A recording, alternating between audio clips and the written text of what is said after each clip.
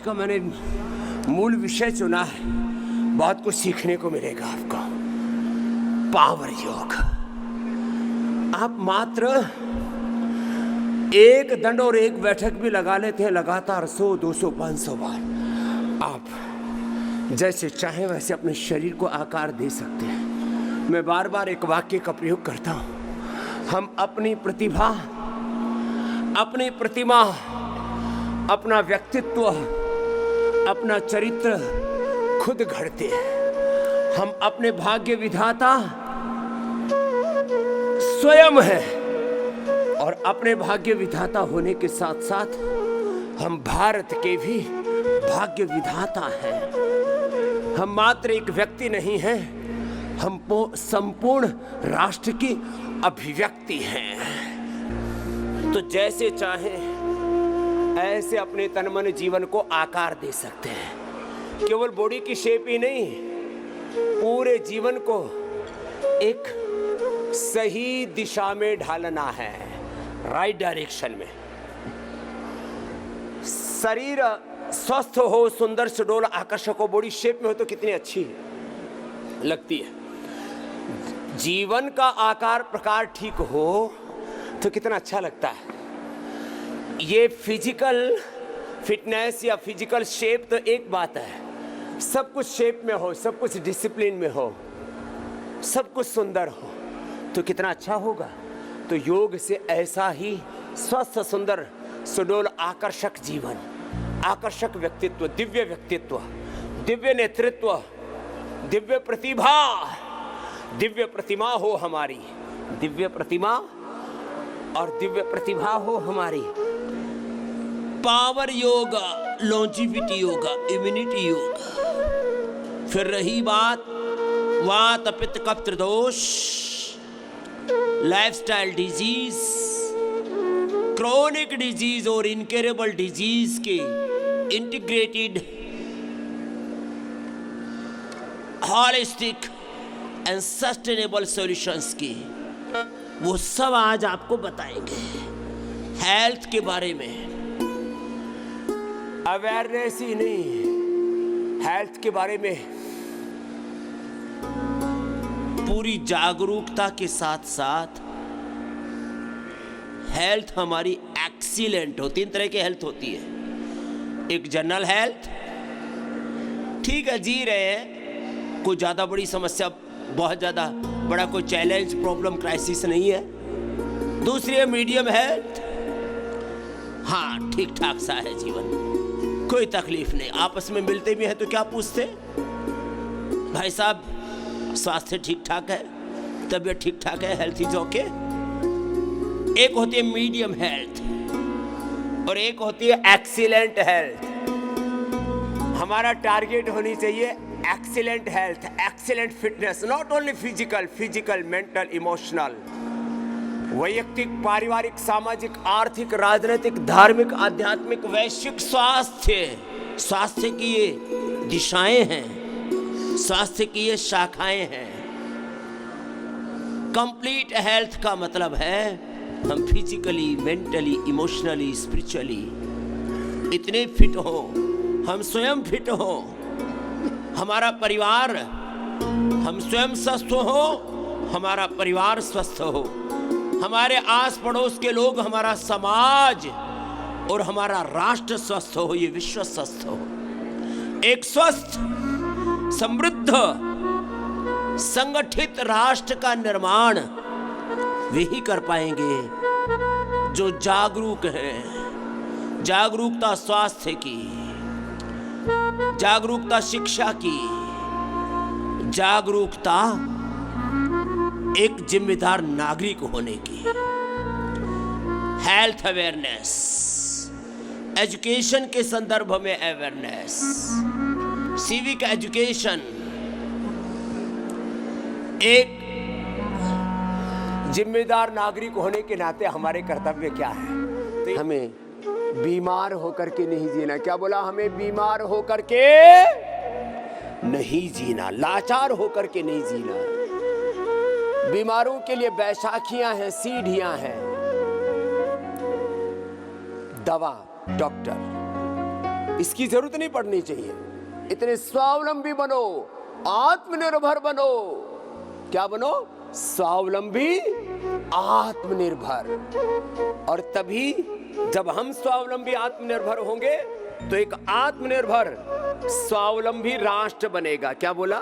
स्वावलंबी आत्मनिर्भर राष्ट्र बनेगा। हाँ, विकसित राष्ट्र बनेगा। एक स्वस्थ समृद्ध विकसित भारत, जो देश के प्रधानमंत्री सपना देखते हैं कि 2047 तक हमें विकसित भारत बनाना है, दुनिया का सबसे शक्तिशाली राष्ट्र बनाना है। अभी तो हम पूरी दुनिया के लिए कंज्यूमर हैं, हम उपभोक्ता हैं पूरी दुनिया के लिए। और हमने दुनिया को बाजार नहीं माना और हमने अपने आप को कभी कंज्यूमर नहीं माना। हम तो क्रिएटर हैं, इनोवेटर हैं। तो विकसित भारत कैसे बनेगा? जब एक एक भारतीय कर्म करेगा, पुरुषार्थ करेगा। मैं कहता हूं 8 से 18 घंटे का पुरुषार्थ, और स्वयं करता हूं सुबह 3 बजे से लेकर के रात को 10 बजे तक। और वैसी अपेक्षा आप सब बालकों से करता हूं। आपके लिए एक बार बहुत बहुत अभिनंदन। अपने भीतर अनंत ज्ञान है, अनंत संवेदना है, अनंत सामर्थ्य है। ज्ञान शक्ति, भाव शक्ति, क्रिया शक्ति, कर्म शक्ति, पुरुषार्थ की प्रचंड शक्ति हमारे भीतर है। अपने आप को जानो, अपने आप को जगाओ। क्या बताया? जिंदगी के बीज की तरह। थोड़ी देर पहले बोला था ना अंग्रेजी में एक वाक्य, life is like a seed. अपने भीतर सब कुछ है, बस प्रसुप्त है। थोड़ा उसको जागृत कर लो। आप बच्चों को तो योगी योद्धा बच्चा बनना है, खुद स्वस्थ समर्थ चरित्रवान बनना है, महान बनना है, तो ही भारत महान बनेगा। अब थोड़ी रोगियों की भी बात कर लेते हैं। जिनको अपनी स्ट्रेंथ बढ़ानी है ना, वो मैं कहता हूं या तो 1 चम्मच गाय का घी या तिल का तेल या वर्जिन कोकोनट ऑयल या बादाम रोगन, ये सुबह सुबह पी लिया करो। देखो बच्चों, जिनको ताकत पानी है ना, ताकत चाय में नहीं है, कॉफी में नहीं है, कोल्ड ड्रिंक में नहीं है, बियर में नहीं है, वाइन में तो कतई नहीं है, दारू दप्पड़ में ताकत नहीं है, बकरा बकरी मुर्गा मुर्गी गाय भैंस भेड़ बकरियां खाते रहते हैं, उनमें ताकत नहीं है। सुबह सुबह 1 चम्मच या तो गाय का घी, ये गाय का घी ना हमने सारे देश को उपलब्ध करा दिया है, और यही गाय का घी हम पीते हैं। गाय का घी ऐसे ही इसको गर्म कर लेना। पहले तो हम हवन करते हैं, हवन कर रहे हैं ना सुबह से, और फिर इसको पीते हैं गाय के घी को। 1 चम्मच घी मैं रोज पीता हूं। और देखो ये घी पी करके भी हड्डियां पूरी, पसलियां पूरी मजबूत है। ये ऐसे नहीं है, हम मोटे नहीं हैं लेकिन कमजोर नहीं है। स्ट्रेंथ है इनमें, इन भुजाओं में इतना दमखम है। अभी तो सारी दुनिया जीतनी है और सनातन धर्म को युग धर्म के रूप में प्रतिष्ठापित करना है। ये शक्ति अंदर है अपने भीतर। बहुत ज्यादा थुलथुल होने से बात नहीं बनेगी। तो ये गाय का घी पीते हम, गाय का घी ऐसे ही पी जाते हैं।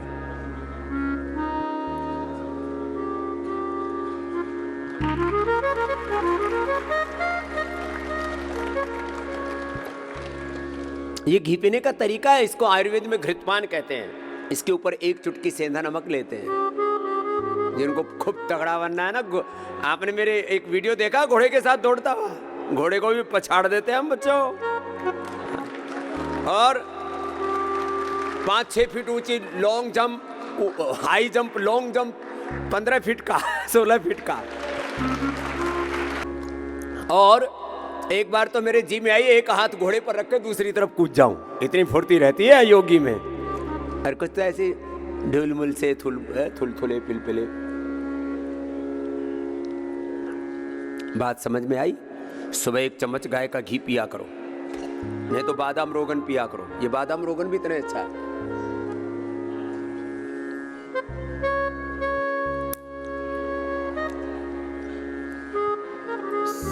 बादाम रोगन या गाय का घी पी के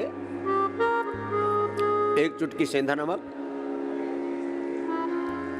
तेज गर्म पानी पीते हैं और किसी का पेट साफ ना होता, पूरे शरीर में गंध भरी पड़ी है बातों के। तो बच्चों, किसी किसी के शरीर में इतनी बदबू आती है पसीने से, मोजे से, वो पैरों में मोजा पहनते हैं ना, और थोड़ा स्वेटर अब ये 2-3-4 लेयर पहन रखे, लबादा उतारते खुद को ही बदबू आती है। ये इस गरम गरम पानी में थोड़ा सिला तुलसी डाल दो, और जिनको ठंड बहुत लगती है, कुछ तो इतने सीढ़े होते हैं बर्फ की सिल्ली जैसे, क्या बोला, बर्फ की सिल्ली उनके हाथ पैर इतने सीढ़े रहते, रात को रजाई कंबल ओढ़ करके भी आधा घंटे में गर्म होते हैं। तो फिर क्या करें, वो हमने केसर उपलब्ध करा रखे सारे देशवासियों को। हाँ, इसका नाम भी पतंजलि वालों ने रख दिया बाबा जी सैफ्रॉन, ब्रांड नेम रख दिया, बाकी तो सैफ्रॉन तो भगवान पैदा करता है।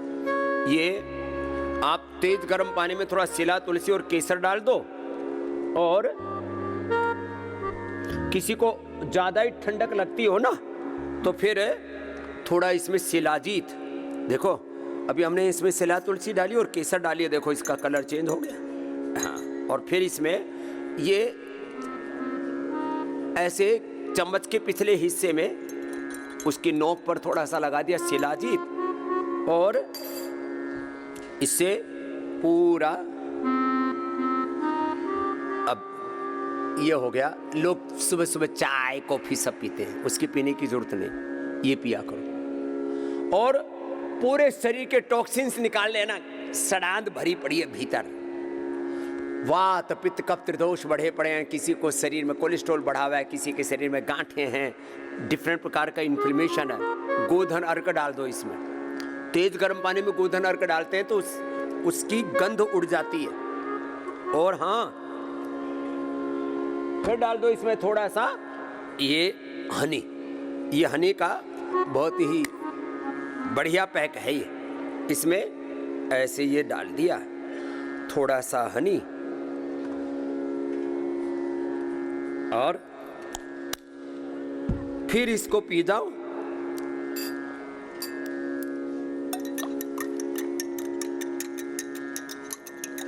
ऐसा पीने के बाद पूरे शरीर में तो तराई रहेगी, गांव की भाषा तराई रहेगी, चिकनाई रहेगी। रूखी सूखे पड़े हैं भीतर से भी, बाहर भी फिर चमड़ी उधड़ती रहती है, सर्दी में सोराइसिस हो जाता है, ठीक करते हम।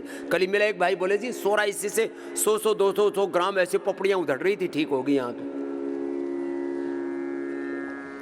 गोधन अर्क, शिलाजीत, केसर डाल लिया, हनी डाल लिया और पी लिया ना, सर्दी छू मंतर लो।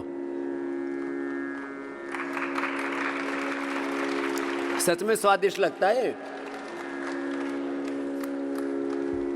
हम नाटक नहीं कर रहे, हकीकत में स्वादिष्ट लगता है। और फिर भी किसी की इम्यूनिटी बहुत कमजोर हो तो इम्यूनोग्रिट गोल्ड, इसमें जीवक ऋष्वक रिद्धि विद्धि मेधा महामेधा काकोली क्षीर काकोली, ये जो अष्टवर्ग जिसको बोला जाता है ना आयुर्वेद में, पूरा अष्टवर्ग है, अश्वगंधा शतावर सफेद मुस्लिम कोच बीज बला बीज, और इसके अंदर है गिलोय, इम्यूनोग्रिट गोल्ड और स्वर्ण भस्म, और ये करक्यूमिन गोल्ड। हल्दी में जो एक्टिव कंपोनेंट मेडिसिनल कंपोनेंट होता है उसको करक्यूमिन बोलते हैं, उसको ले लो। मल्टीविटामिन के लिए एलोपैथिक कि ये जो पूरी सिंथेटिक दवा, synthetic nutraceutical, synthetic hair care, dental care, skin care, synthetic vitamin ये बहुत ही खतरनाक है, इसलिए हमने नेचुरल बना दी है। और फिर भी किसी को ज़्यादा सर्दी लगे तो स्वर्ण शिलाजीत, शिलाजीत अभी बताया था मैंने, और फिर ये शिलाजीत के कैप्सूल, अश्वगंधा के विदेशों में एक एक कैप्सूल 100, 200, 500 रुपए, 1,000 रुपए का बेच रहे हैं अश्वगंधा का लोग। 1 लाख रुपए किलो बिक रही है। चाइना की, कोरिया की जिंगसंग उससे ज़्यादा अच्छी हमारी अश्वगंधा, उससे ज़्यादा अच्छा हमारा शिलाजीत है। इसका सेवन करना और जो है इतनी ज़बरदस्त इम्यूनिटी हो जाएगी, इसलिए हमको सर्दी नहीं लगती। आपके सामने 2 घंटे से नंगे बैठे हुए हैं।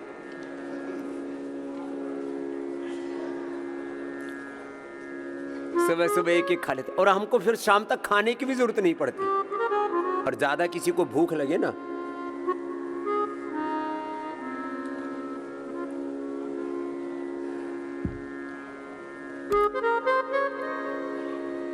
इधर उधर की फालतू की बकवास चीजें मत खाना। आजकल लोग काले काले डब्बों में रंगीन से डब्बों में बढ़े हुए प्रोटीन पाउडर और पता नहीं विटामिन के नाम पर, ताकत के नाम पर जो चीज़ें खाते हैं उससे लीवर किडनी फेलियर हो जाते हैं, बहुतों की तो जीवन संकट में आ जाते हैं। उसके लिए हमने वैसे तो प्रोटीन के लिए आइसोविदा व्यू प्रोटीन 80-19% एक्टिव प्रोटीन आदि, और सबसे अच्छा प्रोटीन का स्रोत है बादाम आदि, दूध दही दालें और बादाम, ये प्रोटीन का रिच सोर्स है। उससे बना दिया हमने बादाम पाक। 1 चम्मच सुबह कोई खा ले ना, ये खाली 1 चम्मच, 1-2 चम्मच सुबह सुबह खा ले। राजस्थान में बोलते हैं चूरमा, जो खावे चूरमा वो बने सूरमा।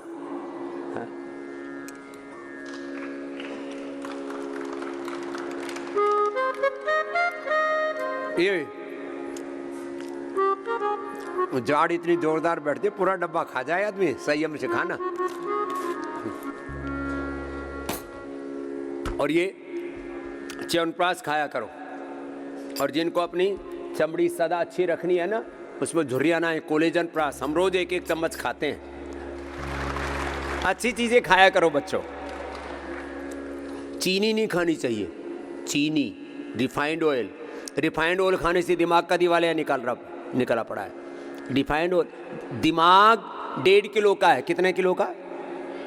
80% दिमाग बनता है अच्छे फैट से, और सबसे अच्छा फैट होता है गाय का घी, बादाम का और ये तिल का। जितने भी नेचुरल ऑयल्स और घी हैं ये होते हैं अनसेचुरेटेड फैट, और जितने भी रिफाइंड हैं और ये तले भुने खाते हो ये हैं सेचुरेटेड फैट। ये सब कोलेस्ट्रोल, ट्रांस फैट, इन्फ्लेमेशन, सब कचरा अंदर गंदगी पैदा करते हैं, वो मत खाना। ये छोटी छोटी बातें आपको बता रहे हैं, इनको ध्यान से सुनना। चीनी बड़ी खतरनाक है, ये भी सब बीमारियों की जड़ है। चीनी, सफेद नमक, सफेद आटा, मिलेट्स खाओ। तो गुड़, शक्कर, हनी, 1 बूंद हनी में 1000 मेडिसिनल कंपाउंड होते हैं, 1000 मेडिसिनल कंपाउंड। और चीनी में, उसमें 1000 बीमारियां होती हैं। इसलिए हम गुड़, शक्कर, च्यवनप्राश, गुड़ वाला ही च्यवनप्राश, ये सब 1 चम्मच को ये च्यवनप्राश खा लेना तो उसके शरीर में इतनी एनर्जी आ जाती है, ये ऊर्जा का स्रोत है। इतना सा ही खा लो। कोई च्यवन ऋषि जो है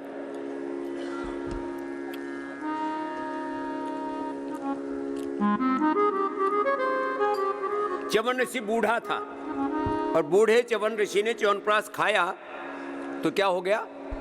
जवान हो गया। ये हकीकत है, च्यवन ऋषि के नाम पर च्यवनप्राश है। फिर हमने कोलेजन प्राश बच्चों के लिए बड़ा प्राश बना दिया। ये तो उन ऋषियों की ही फिर परंपरा की प्रेरणा है। ये तो थोड़ा सा आपको खान पान के बारे में बताया। सुबह जो ऐसा प्रयोग कर लेते हैं ना, फिर दिन भर पूरी ऊर्जा के साथ जीते, उनको सर्दी गर्मी नहीं लगती, कोई बीमारी नहीं लगती। सर्दी गर्मी और बीमारी किसको लगती है? जिसकी इम्यूनिटी कमजोर है। तो बच्चों, अपनी इम्यूनिटी को इतनी शक्तिशाली बना लो कि तुम 100 साल तक बीमार ना पड़ो। ये हमारा सपना है भारत के लिए। कोई भी भारत का बच्चा, कोई भी भारत माता की संतान बीमार ना पड़े, लाचार ना रहे। बोले बाबा जी अब तो कमजोर हो गए हम, तो प्राणायाम करो, खुल के जियो। योग, आयुर्वेद, सनातन जीवन पद्धति, ये शक्ति देने वाली है, ऊर्जा देने वाली है, सुख देने वाली है, शांति देने वाली है।